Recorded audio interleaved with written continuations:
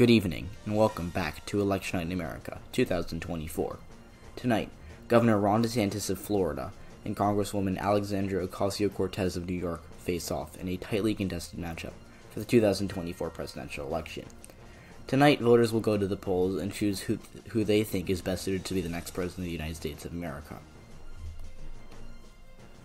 Taking a look at our swing state polls, Alexandria Ocasio-Cortez has a 1-point lead in Arizona and a 4-point lead in Pennsylvania. Joe Biden, the incumbent president, was in Pennsylvania campaigning for Ocasio-Cortez.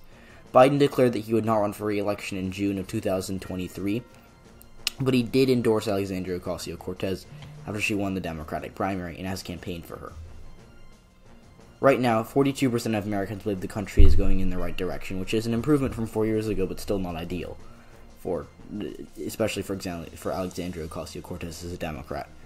54% of Americans believe that the country is going on the wrong track, though, which is the majority. 50% of Americans view Ron DeSantis unfavorably, compared to 45% who view him favorably.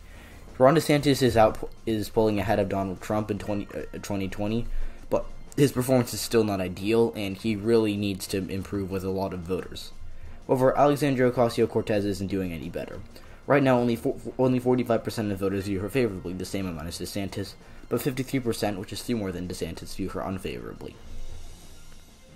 Right now, 39% of Americans say that the economy is their most important issue, compared to 27% who said healthcare, 22% who said race, and 12% who listed another issue. It's now 7 o'clock on the East Coast, and we just had some major poll closings. In Vermont, Alexandria Ocasio-Cortez wins the state, no surprise in this very blue state. In Indiana, Ron DeSantis will take their 11 electoral votes, and in Kentucky, 8 electoral votes for Governor DeSantis. Right now, Alexandria Ocasio-Cortez is currently trailing Ron DeSantis by around 18.5%, with 1 out of every 10 votes reporting. In South Carolina, 13% of the vote in Alexandria Ocasio-Cortez has a big lead, but this lead is not likely to hold, as only the bluer areas of the state have come in right now. In Virginia, similar to South Carolina, DeSantis is winning, but it's not likely to hold as the more Republican parts of the state have come in first, so we're getting kind of a biased sample size with 15% of the vote in Virginia. So, it's very early on, but Ron DeSantis has a lead of 16 electoral votes, 19-3, with 3 states, most importantly Georgia, too close to call. Now, taking a look at our 7:30 p.m. poll closings, we've got some big news. In Virginia, Alexandria Ocasio-Cortez wins the state. It was a swing state 20 years ago. In 2004, George W. Bush carried it by around 7%, and then in 2008, Barack Obama flipped it. He won it by a similar amount, and there were some contested governor races and senate races, but since then it's been a pretty blue state, and Alexandria Ocasio-Cortez has a 6% lead right now. The lead's only going to grow as we get the bluer parts of the state, specifically the northern suburbs, are going to keep pushing the state to the left, and Alexandria Ocasio-Cortez is going to win by a similar amount as Joe Biden. In West Virginia, however, the other Virginia, very red state, 4 electoral votes safe for Ron DeSantis here. In North Carolina, Alexandria Ocasio-Cortez has a lead, but that is very early on. And in Ohio, she also has a lead, but the only votes are coming in from the bluer precincts of Cleveland, Ohio. So Alexandria Ocasio-Cortez is currently trailing Ron DeSantis, 16 electoral votes for Ocasio-Cortez, 23 for DeSantis, but this is still it's still very early on, and we can only make guesses about whether certain candidates are underperforming or overperforming. Now, looking at our 8 o'clock p.m. poll closings, we've got some key states that just closed their polls, specifically Ron DeSantis' home state of Florida. If Alexandria Ocasio-Cortez wins Florida, she is all but certain to win the election, as that cuts off basically every realistic path to victory for DeSantis. But if DeSantis can take Pennsylvania, that would be a huge blow to Ocasio-Cortez. Joe Biden was in Pennsylvania campaigning for Ocasio-Cortez. He was in his hometown of Scranton, and he was trying to convince voters, especially working class voters, to come out and vote for her. She is running on the most progressive agenda in American history, so tonight's going to be a really, really big determiner, I guess, of whether progressives can win working class voters, specifically than those in western Pennsylvania. In Connecticut, 7 electoral votes, no surprise here. Alexandria Ocasio-Cortez winning Connecticut easily. In Delaware, Joe Biden's home state, 3 electoral votes for the Congresswoman. She will take these. In Illinois, the home state of one of the largest states in America, Chicago, 19 electoral votes in this massive Midwestern state, 19 electoral votes put them in Alexandria Ocasio-Cortez's column. She is also going to win the main statewide vote. They split their electoral votes. They have a statewide count, plus those 2 congressional districts. She's also going to take the 1st district easily. The 2nd we have yet to call. In Maryland, 10 electoral votes. Alexandria Ocasio-Cortez wins this district. And in Massachusetts, 11 electoral votes for Ocasio-Cortez. She will win Massachusetts easily. This is one of the most blue states in America. In New Jersey, 14 electoral votes for Ocasio-Cortez. No surprise here. In Washington, D.C., the bluest, I guess, voting district in America, will go for Alexandria Ocasio-Cortez. In South Carolina, 9 electoral votes in this state. They will go for Ron DeSantis. So it was too early to call earlier, but with more votes coming in, with 85% of the voting, he's leading by 7%. That lead's only going to grow. In Alabama, 9 electoral votes here. No surprise, Ron DeSantis carrying a very red state. Mississippi, another southern state, going for Ron DeSantis. And in Missouri, 10 electoral votes here. Give them to Ron DeSantis. In Oklahoma, 7 electoral votes going red. Once again, in Tennessee, 11 electoral votes.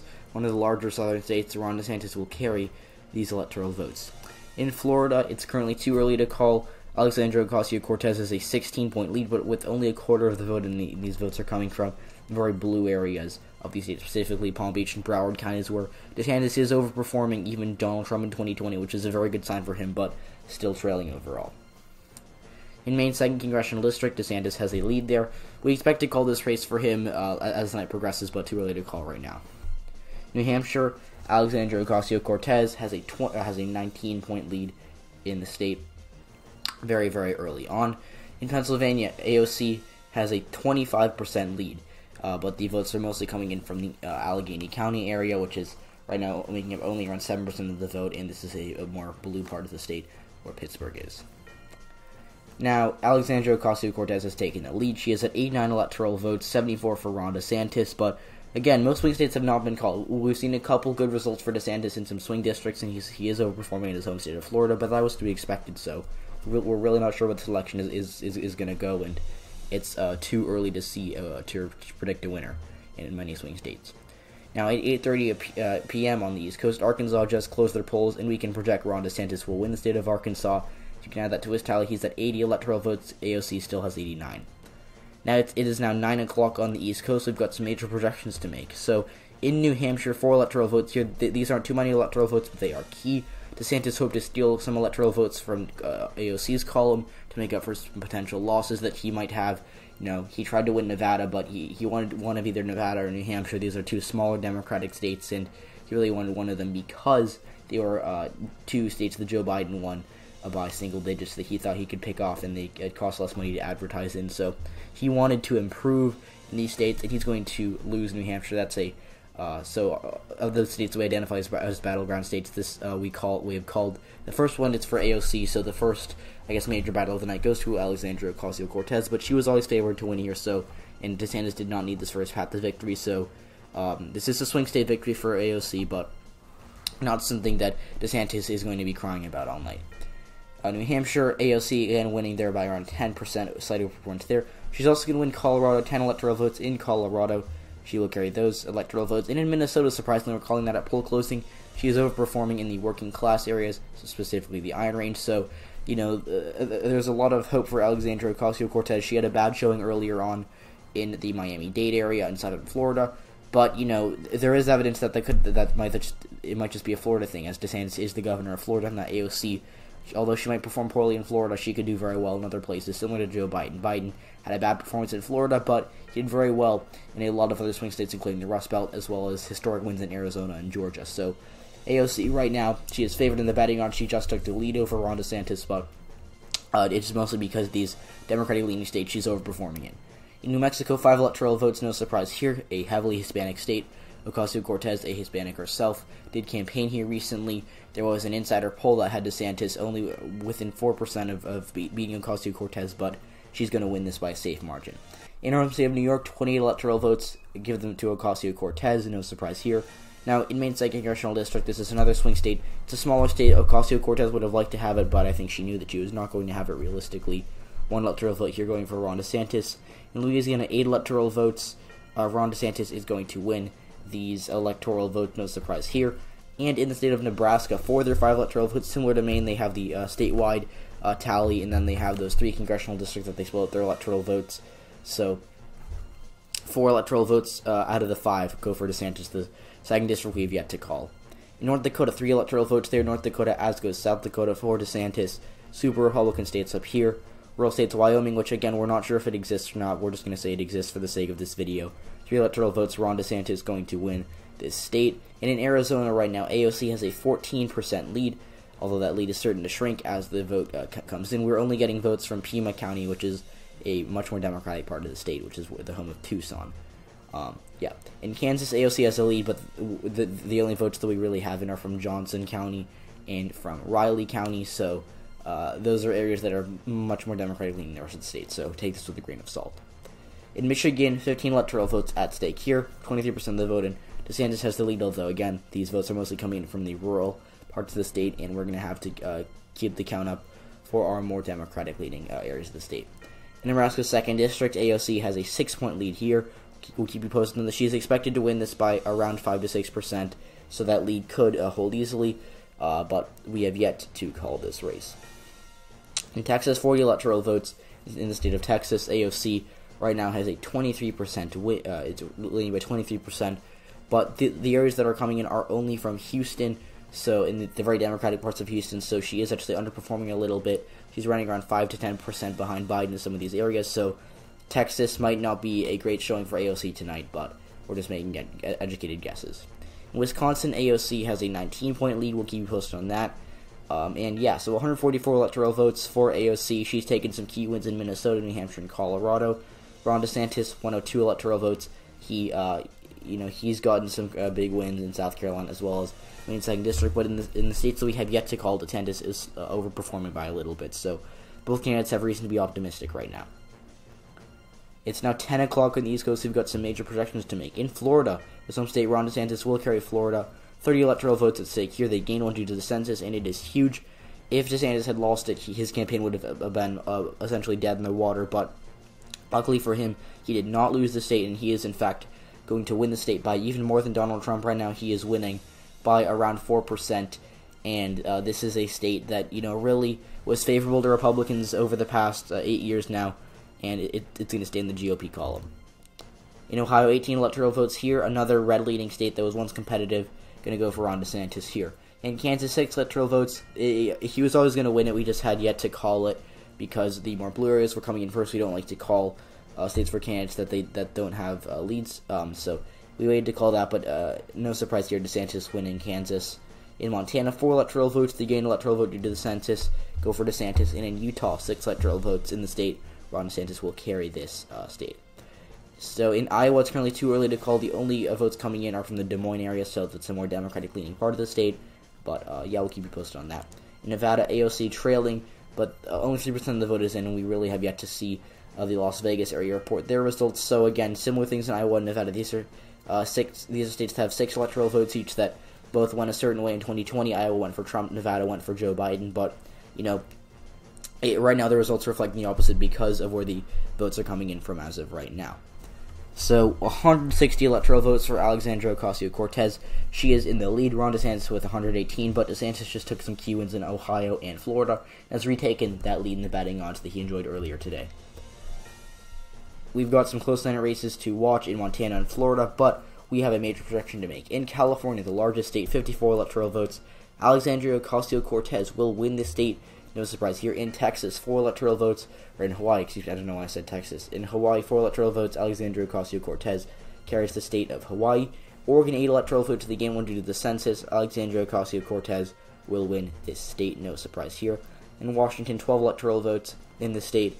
Very blue state, going to go for Alexandria Ocasio-Cortez. In Iowa, we were hesitant to call this early, but DeSantis has now taken the lead. So with a little over half the vote in, he's going to win big in Iowa, possibly by even more than Donald Trump in 2016. We had a historic performance in Iowa. Iowa had in its history been a Democratic-leaning swing state, but now a very Republican state. In Texas, 40 electoral votes. Huge call for the GOP.